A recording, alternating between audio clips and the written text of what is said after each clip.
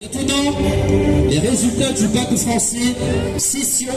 2024, toujours avec un taux de réussite de 100% pour Kael de Hood.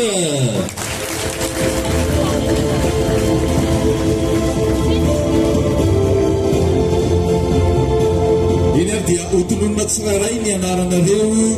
rizandry isany zay afaka baccalauréat frantsay zany zay nahazo ny ta 100 ny sekoly afa-panadinana daholo ny mpianatra rehetra mendrika tehaka mafy dia mafy izany tokilasy hita mivavy. Eny azy ny tononona mialoha zany a dia ireo izay admia raha miandro soa nambintsotefy mavitibitrika tsara mihitsy a andrianirina kanto tsy hoarantsoa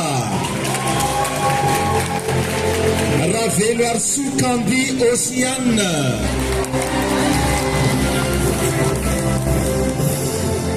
Hery Iartsa Darla Nolwen Rasamanana Entsoa Dominique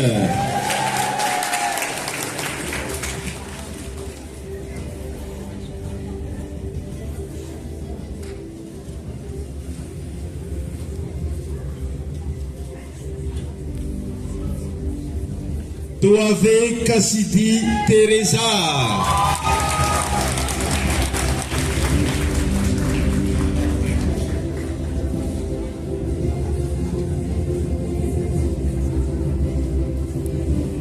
Raharnousy Rinda Fitaina